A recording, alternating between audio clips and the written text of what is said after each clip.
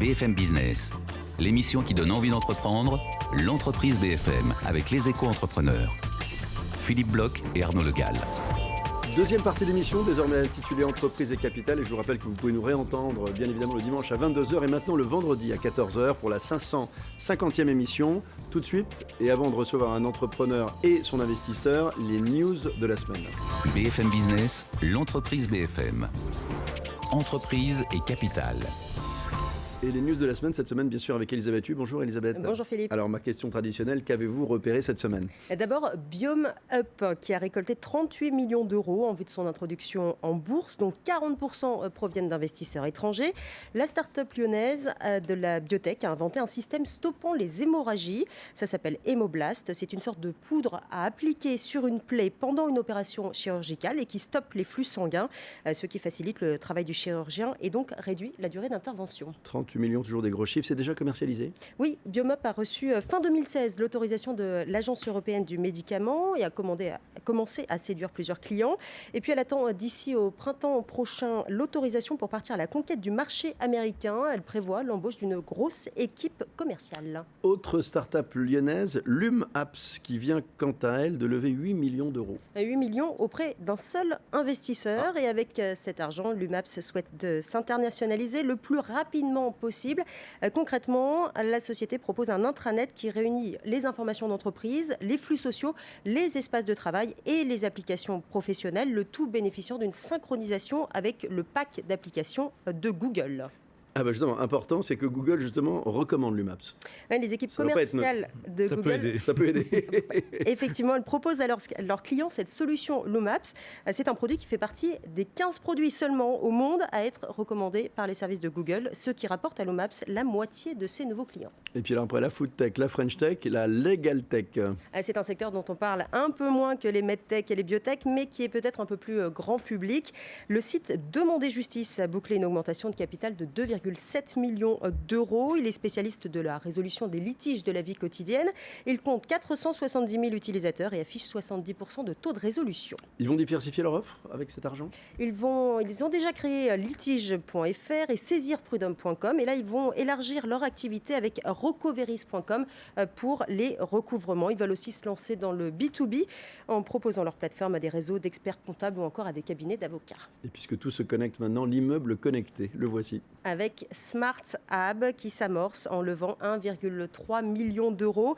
C'est une start-up créée en début d'année qui propose aux constructeurs d'immeubles résidentiels une gamme d'une vingtaine d'objets connectés. Elle a séduit des particuliers, des business angels et quelques familiers du secteur comme Vinci Immobilier par exemple, qui ont tous participé à cette levée de fonds. Déjà des contrats, non ? Contrat pour 2 chantiers en cours qui devraient être livrés début 2018. Smart Hub doit y intégrer des capteurs et des caméras pour piloter la sécurité, la consommation d'énergie, mais aussi les équipements de toutes ces résidences. Merci Elisabeth Hu. À la semaine prochaine pour de nouvelles news du private equity français. Tout de suite, un premier couple entrepreneur-investisseur. BFM Business, l'entreprise BFM. Mon investisseur et moi. Notre premier couple Arnaud cette semaine, voilà des gens du BTP avec à la fois un fonds spécialisé, Stéphane Curanti, le directeur général de BTP Capital Investissement, qui est accompagné de l'un de ses poulains, j'aime bien cette expression, Thierry Persia, le président d'Amperis.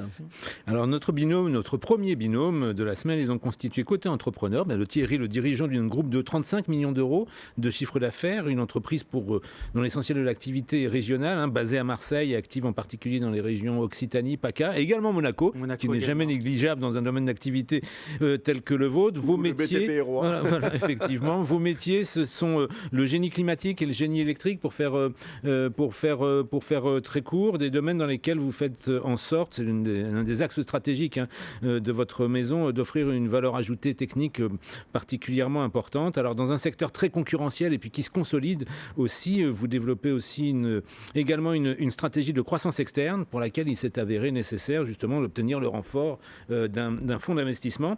Et en l'occurrence, le partenaire idéal s'est avéré une société de capital risque somme toute atypique et doublement. D'abord, elle agit sur un seul secteur, celui du BTP, mais ensuite et surtout, elle n'est pas structurée vraiment en fonds au sens classique du terme. Elle agit sur ses fonds propres qui sont tirés de grands acteurs du BTP, comme la Fédération française du bâtiment, Pro BTP, c'est de la prévoyance, BTP Banque. Et donc, on se réjouit de découvrir comment fonctionne cet attelage pour le moins singulier.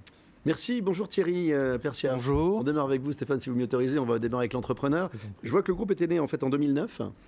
Quelle est son histoire et quelle est votre histoire avec ce groupe? Écoutez, moi j'ai une carrière de cadre dirigeant dans un grand groupe de BTP. En 2009, je me suis dit, j'avais 46 ans en 2009, je me suis dit... C'est maintenant ou jamais? C'est maintenant ou jamais, après ça sera un petit peu trop tard. C'est jamais trop tard. Cette émission le démontre. Et j'ai créé donc ma structure de conseil en 2009. Donc ça m'a fait tout drôle puisque quand j'étais cadre dirigeant chez ce groupe de BTP, j'avais un périmètre très très élargi d'environ 800 collaborateurs. Et puis je me suis retrouvé mon premier salarié. Et à ce moment-là, je me suis lancé dans cette aventure. J'ai récupéré quelques cadres dirigeants avec lesquels j'avais eu l'habitude de travailler. On a monté cette structure. Oui. Avec quelle ambition, quel projet, quelle était l'idée? Le projet, c'était de faire notre métier, celui de l'installation. En fait, nous, notre métier, c'est l'énergie.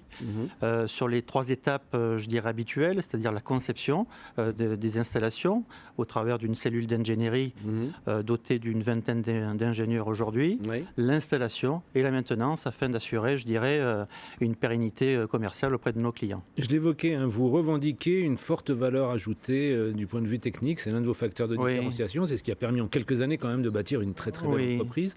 Expliquez-nous un petit peu comment vous le traduisez. En fait, c'est parti d'un concept relativement simple. Dans notre métier, au plus c'est technique, au moins il y a de la concurrence. Au moins il y a de la concurrence, au plus il y a du résultat et de la marge. C'est ça qui était intéressant.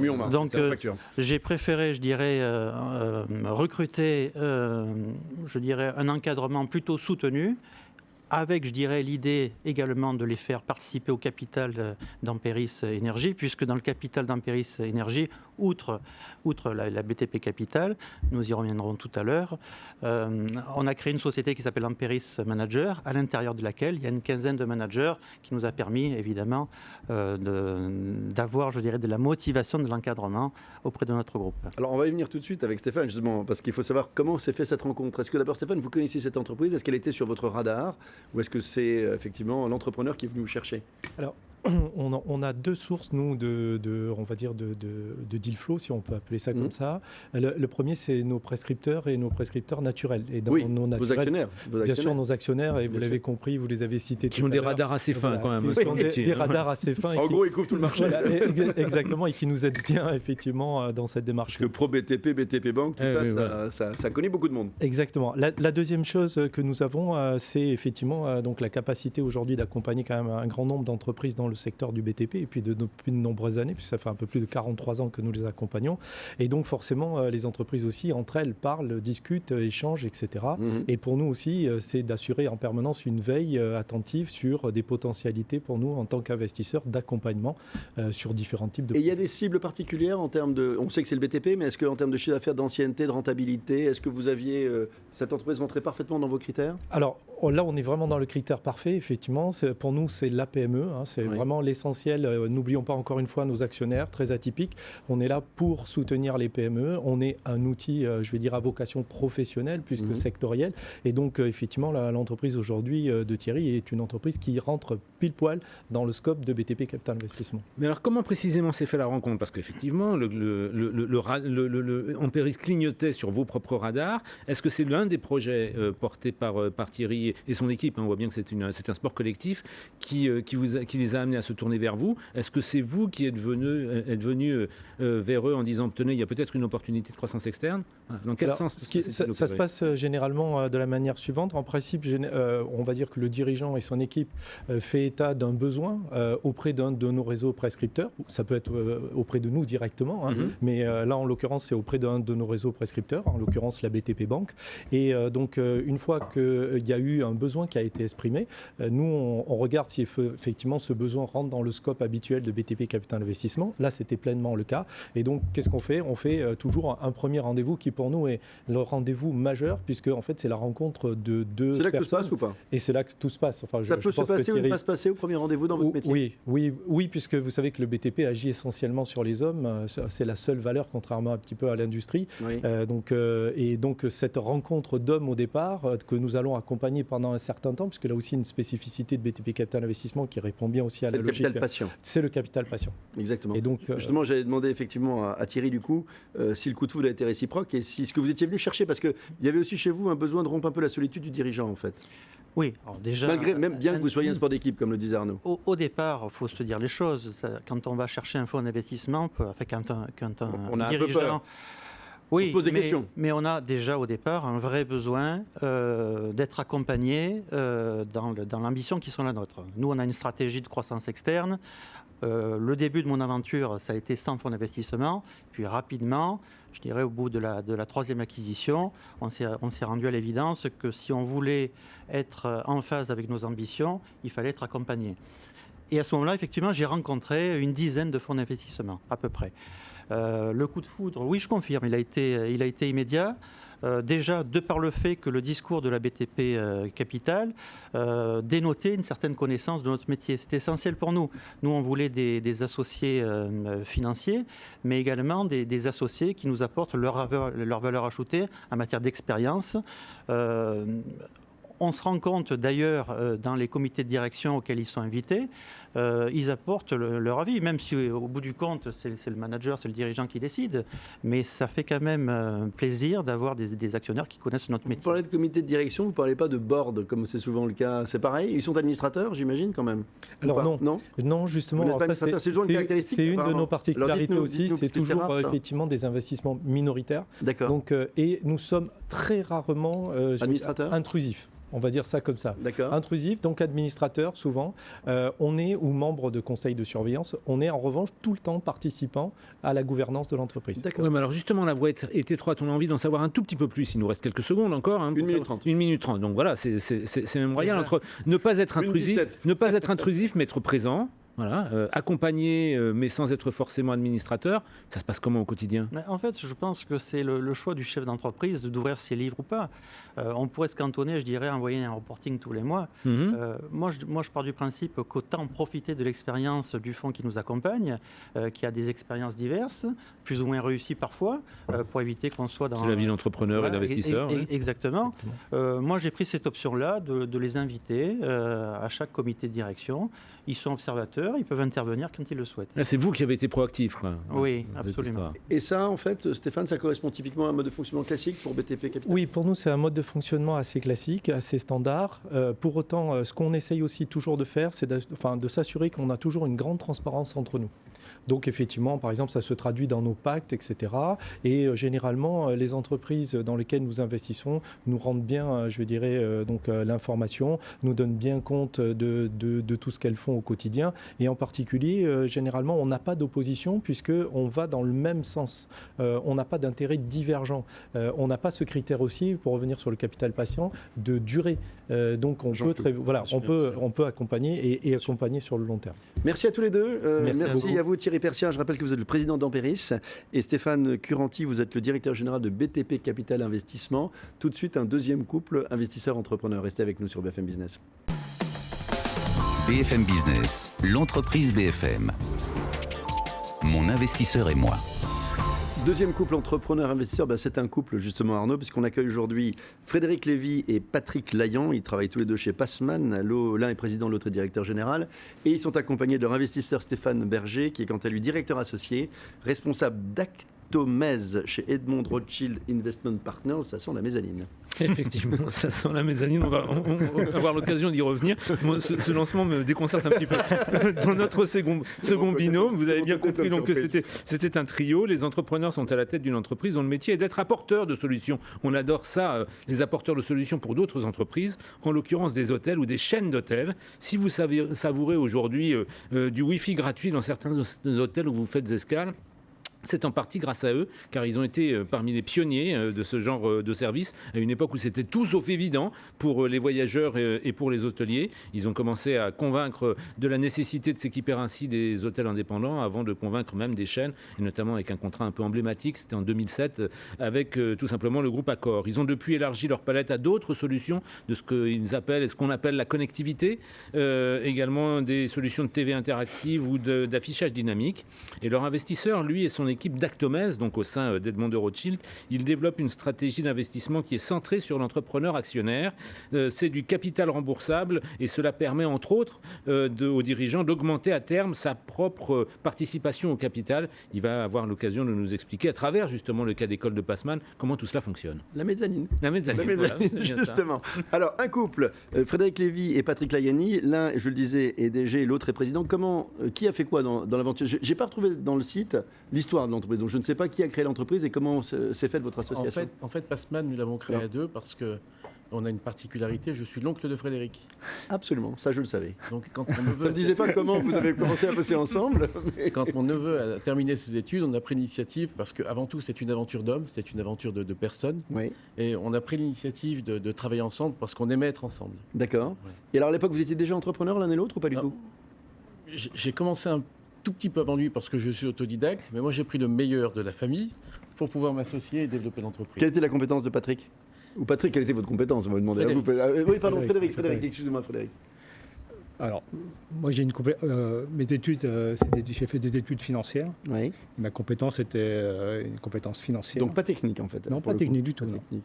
Mais une fois que j'ai terminé mes études avec Patrick, on a toujours souhaité travailler ensemble. Et vous avez cherché un projet ? Oui, le projet est né comment ? Comment arriver à ce moment-là à proposer un certain nombre d'étapes successives ? Vous avez suivi la technologie en fait. Oui, en fait, à la base, on a commencé par mettre en place des points téléphoniques, des points phones, exactement. Points phones à pièces. Oui, tout à fait. Et on s'est développé par ce biais-là. Ouais. Eric et moi, on cherchait un projet pour travailler ensemble. Ah, c'est drôle, c'est sympa ça. Ouais, c'est ça. Vous ne savez pas quoi faire, mais on voulait être ensemble. On voulait travailler ensemble, oui. Et puis, on Et a vous trouvé l'êtes le point toujours. fort. Et vous l'êtes toujours. Ça fait 25 ans maintenant. Ouais. 25 ans Ouais, 25 ans. 25 ouais. ans. Ce qui nous plaisait dans le point phone, c'était le modèle économique. Oui. Et celui-ci est présent jusqu'à ce jour, c'est-à-dire que le produit a changé. Quel est-il ? Rappelez-nous, comme ça on peut dire le modèle de Passmann actuellement. C'est un modèle de récurrence, un modèle d'abonnement. D'accord. Quand on plaçait un point phone, on le plaçait en location. Oui. À l'époque où les téléphones portables n'étaient pas encore présents. Celui qui paye la location, c'est celui qui l'hébergeait, ce point phone ? C'était C'est les celui qui bars, les l'utilisait. cafés, les hôtels également. Donc c'est eux qui vous payaient, et puis après il y avait des Eux nous utilisateurs. payaient une location et après le proposaient à leurs clients. D'accord. Et je dirais qu'aujourd'hui, on est dans le même, si on regarde bien, on est dans le même service. Oui. Aujourd'hui, on met en place des installations. Alors, ce qui a suivi le point phone, parce qu'on a vécu notre première technologie, notre première rupture technologique, 1 an après avoir créé notre entreprise. Il y avait Le téléphone portable. Oui, tout d'un coup ça tuait le business Et d'un coup, complètement. le produit est devenu has-been en quelques mois. Là on s'inquiète un peu, non ? Non, on est dynamique. Non, parce que Et créatif. Visiblement, il en faut plus que ça, effectivement, notre pour volonté, les c'était d'être secouer. ensemble. Donc, On reste ensemble quoi qu'il arrive. Il a fallu qu'on retrouve un produit. Génial. Alors vas-y. Et juste le Wi-Fi, quand est-ce que vous avez eu effectivement cette vision ? Alors, en Vous fait, avez été pionnier. c'est grâce à une station de radio confrère qui diffusait, tu es dans le clientèle. C'était BFM. C'était BFM À déjà. l'époque, oui. C'était BFM Radio à l'époque. Oui. Vous aviez interviewé BFM une Radio. entreprise qui avait développé un logiciel qui permettait de gérer la connexion Internet. Oui. Frédéric est rentré au bureau, il écoutait BFM Radio, il rentre au bureau, il me dit Patrick, ça y est, j'ai trouvé. Et C'est il le a- Wi-Fi. C'est le Wi-Fi. The Wi-Fi is our future. Donc, on a Et créé, on reste ensemble. on a créé une borne Internet.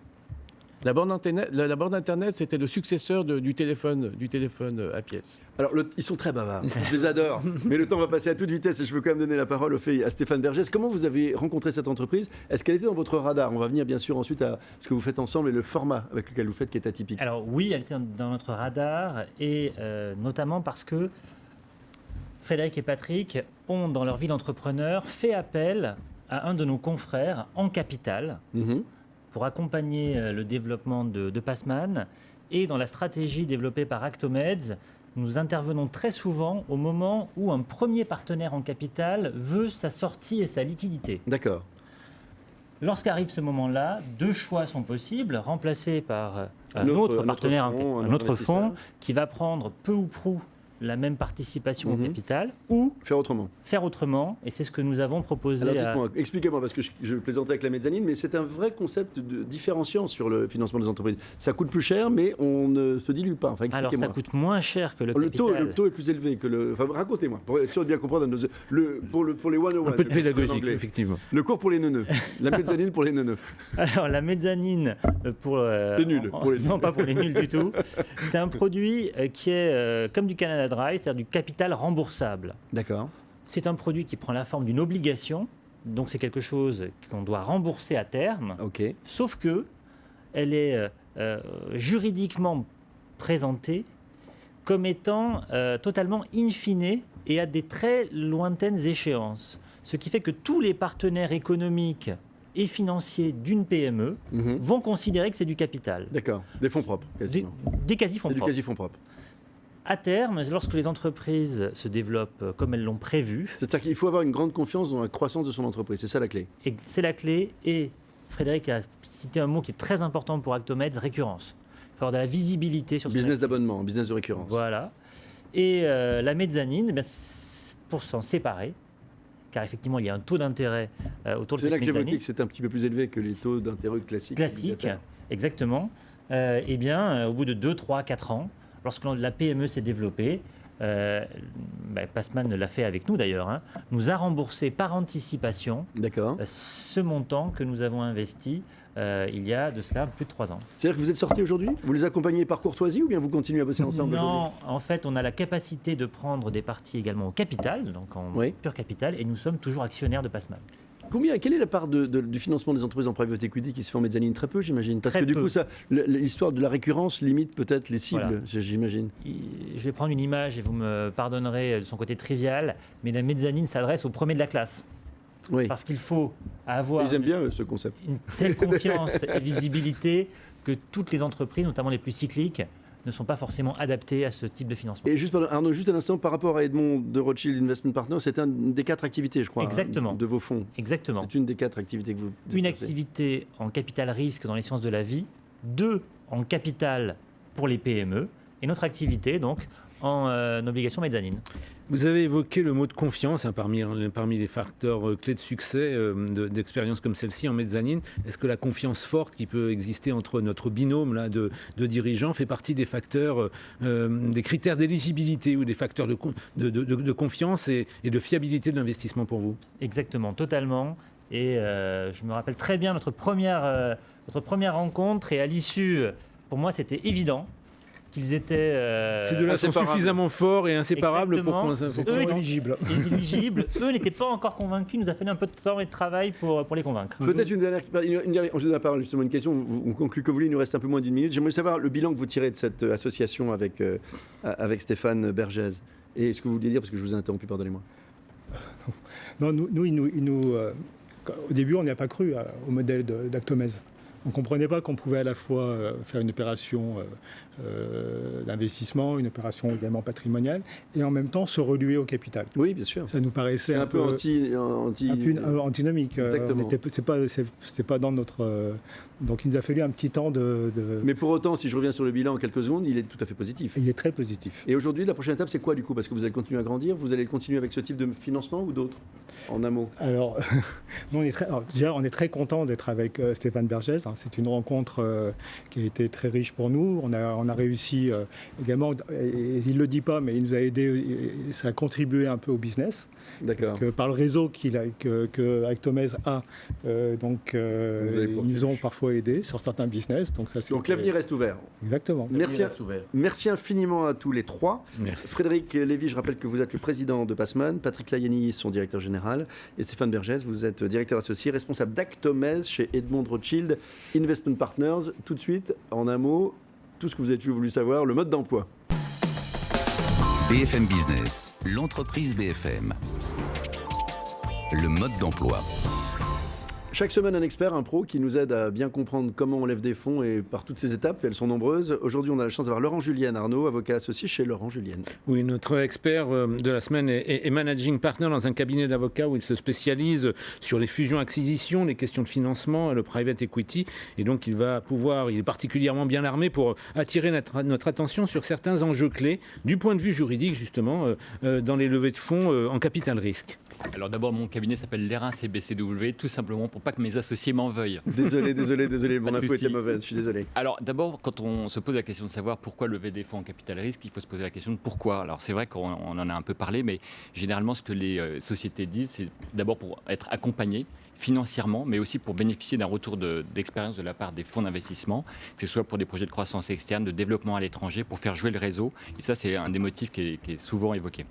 L'autre motif, c'est la crédibilité. C'est-à-dire que le fait d'avoir un partenaire comme Actomez à son capital, c'est vrai que pour les clients, pour les partenaires, c'est extrêmement crédibilisant. C'est aussi quelque chose de très important. Et puis, ce qu'on rencontre également comme motivation, et ça peut paraître surprenant, mais les entrepreneurs disent mais c'est intéressant d'avoir un fonds d'investissement au capital parce que ça met une espèce de pression positive, ça challenge, ça permet de se poser des questions. Sur la levée de fonds, il y a 3 phases en fait qu'il faut distinguer. Je vais l'aborder de manière chronologique. Il y a la phase avant. Avant, c'est quoi? C'est trouver d'abord le bon fonds d'investissement. Et je crois que pour cela, il ne faut pas hésiter à mettre les fonds en concurrence, voir quelles sont leurs différentes propositions, leurs différents outils d'investissement. Ça peut être des obligations convertibles, ça peut être des actions simples ou des actions préférentielles. Je vais y revenir dans un instant. Il faut donc les mettre en concurrence et les comparer et puis aussi vérifier que le fit passe et plus généralement vérifier leur réputation pour savoir comment ça s'est passé.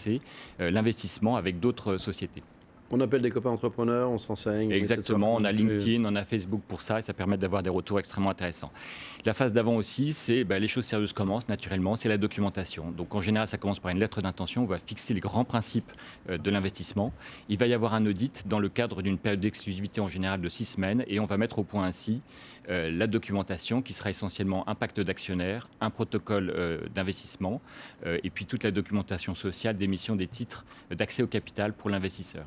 Sur l'outil d'intéressement, l'outil d'investissement, il s'agira très souvent en matière de capital risque de preferred shares. Ça veut dire quoi? Ça veut dire qu'il s'agit de titres qui permettent à l'investisseur de se servir en premier si jamais il y a soit une liquidation, soit une cession de la société. C'est-à-dire qu'en contrepartie du risque élevé que prend l'investisseur, il voudra être servi en premier lorsqu'il y aura la sortie. Alors ça, c'est la phase avant. Ensuite, il y a la phase pendant. Alors la phase pendant, c'est quoi? C'est pour l'investisseur et dans sa relation avec l'entrepreneur, c'est le fait d'être associé aux décisions. Pour être associé aux décisions, il y a 2 éléments assez indispensables qui sont l'accès aux organes de gouvernance et deuxièmement, l'information. L'information, c'est cette fameuse clause de reporting qu'il va falloir assurer en général sur une base mensuelle. Il va y avoir aussi naturellement le contrôle des situations où potentiellement on peut avoir un conflit d'intérêts. Le conflit d'intérêts, typiquement, c'est quand le fondateur, l'entrepreneur veut augmenter ses rémunérations, mais est-ce qu'il peut prendre la décision seul? Donc là, naturellement, l'information et l'organe de gouvernance permet à l'investisseur de vérifier, de valider et d'agréer éventuellement telle ou telle décision. Il nous reste 1 minute. L'après. Voilà, la sortie. La sortie, ça se passe à 4, 5, 6 ans environ. Ça peut se passer de différentes manières. On vend la société à 100%. Le fondateur rachète la participation de l'investisseur ou éventuellement on introduit la société en bourse. Dernière possibilité, nouveau tour de table. Et dans le cas du nouveau tour de table, le nouvel investisseur rachète les investisseurs du précédent tour de table. Alors vous nous avez rappelé effectivement les étapes clés. Est-ce qu'il y a des pièges pour chacune d'entre elles? Vraiment en quelques secondes. Vraiment en quelques secondes. Les recommandations, j'en aurais 2. D'abord, un capital risque ne veut pas dire gestion imprudente. C'est tout l'inverse. Capital risque, le risque, ça concerne l'investisseur. La gestion du fondateur, elle doit être prudente. Ça, c'est la première chose. La deuxième recommandation que je donnerais, c'est qu'il faut investir dans sa relation avec l'investisseur. Il faut lui donner des informations. Il faut le traiter chaque semaine, effectivement. Voilà, c'est ça. Il faut le traiter sur un pied d'égalité et il faut considérer que c'est une partie prenante de la société parce que l'investisseur a beaucoup à apporter à la société. Il faut en profiter. Merci beaucoup, Laurent Julienne. Merci à nos invités de ce week-end. C'est la fin de cette émission. On se retrouve le week-end prochain pour une nouvelle édition d'Entreprise et Capital et de l'Entreprise BFM. Bonne fin de week-end à tous. On se retrouve, si vous le souhaitez, aussi mardi pour une rediffusion à 14h et le vendredi désormais. Non, dimanche à 22h et vendredi à 14h. Bonne fin de week-end. Ciao. BFM Business, l'entreprise BFM. L'émission qui donne envie d'entreprendre.